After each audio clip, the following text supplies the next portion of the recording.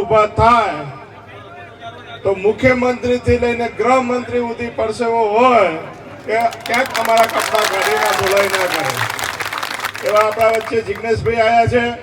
એમનું હૃદયપૂર્વક આ થરાદની ધરતી પર સ્વાગત કરું. એમની સાથે હિતેન્દ્રભાઈ આવ્યા છે, ગુજરાત એસસીસીએલના ચેરમેન, એમનું પણ સ્વાગત કરું છું. મંચ પર બિરાજમાન સર્વે સમાજના આગેવાનોનું પણ હૃદયપૂર્વક સ્વાગત કરું છું. અને થરાદ, વાવ, સુઈગામ, લાખણી, સમગ્ર બનાસકાંઠાના સર્વે સમાજના અને ખાસ કરીને દલિત સમાજના સૌ મારા વડીલો, યુવા મિત્રો, માતા બહેનો આવ્યા છે. આપ સૌને મારા જય ભીમ કહું છું, રામ રામ કહું.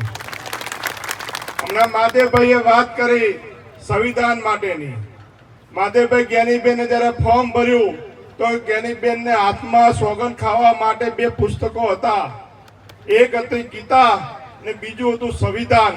સંવિધાન અને ગીતાની